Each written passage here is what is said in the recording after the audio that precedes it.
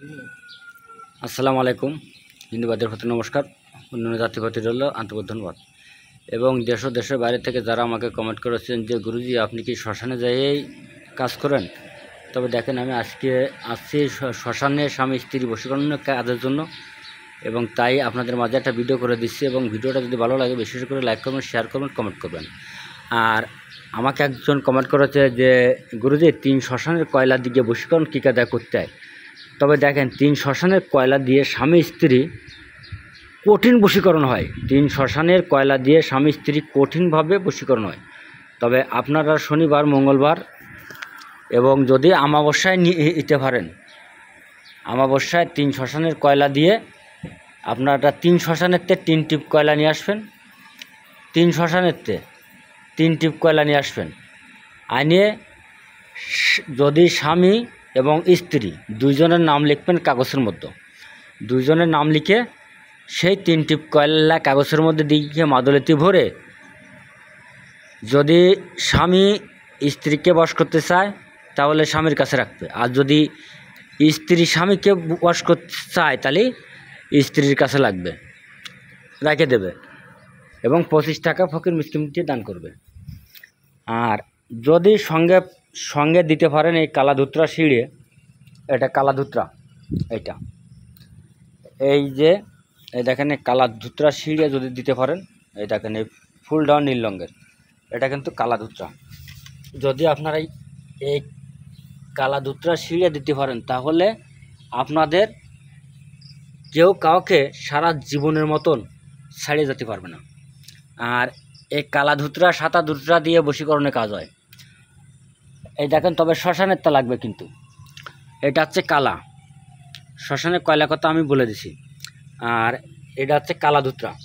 তবে এই কালাধুত্রা শিড়ে রাখবে, যে শিড়েটা পূবের মুখে গেছে সেই শিড়ে শনিবারের দিনকে নিঃশ্বাস বন্ধ করে সেই শিড়ে কান তুলতে হবে। পূব মধ্যে শিড়ে গেছে, এবার এই কালা রাতটা তোলাই গেল, এবার এটা তুলবেন সাদা রাতটা। এটা কিন্তু এই এরকম শ্মশানে থাকা লাগবে। এটা কিন্তু শ্মশান, এরকম শ্মশানে থাকা লাগবে। তাহলে এই যে এই কালাটা হচ্ছে শিব, এই এটা, আর এটা হচ্ছে সাদাটা। তবে এরকম সাদাটা আর কালাটা থাকবে পাশাপাশি শ্মশানে। আপনারা সিঁড়ে তুলে বশীকরণে কাজ করতে পারবেন, উচ্চাটন করতে পারবেন, এবং দূর থেকে স্বামী স্ত্রীর মিল মহব্বত করতে পারবেন, বা প্রেমিক প্রেমিকাকে হাজির করতে পারবেন।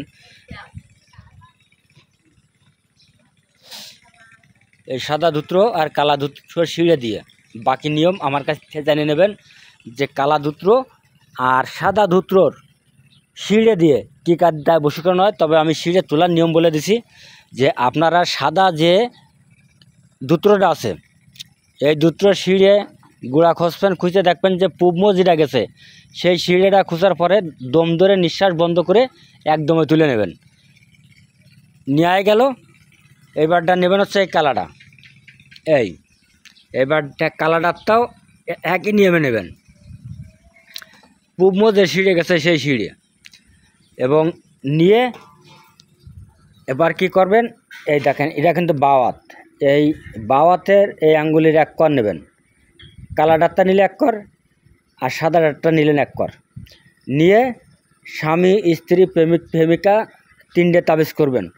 এবং এই 3টে তাবিজ যদি স্বামী স্ত্রী মিলের জন্য করেন তাহলে একটা করলে হবে, আর যদি দূর থেকে কোনো স্বামী স্ত্রী বা প্রেমিক প্রেমিকা মিলের জন্য করেন তাহলে 3টে লাগবে। একটা দেবেন মাগুর মাছের গলা বেঁধে নদীতে ছেড়ে, আর একটা কবুতরের গলা বেঁধে ছেড়ে দেবেন, আর একটা নিজের কাছে রাখবেন।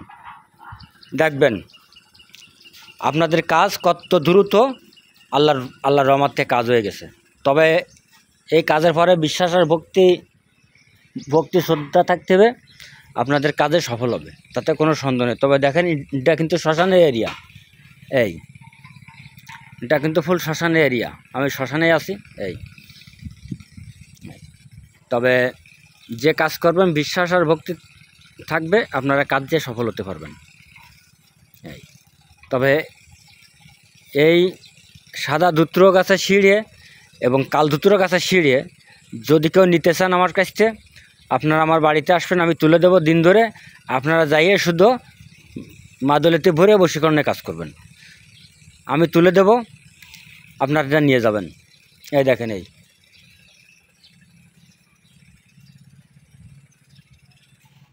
এটা কালা ধুতরা।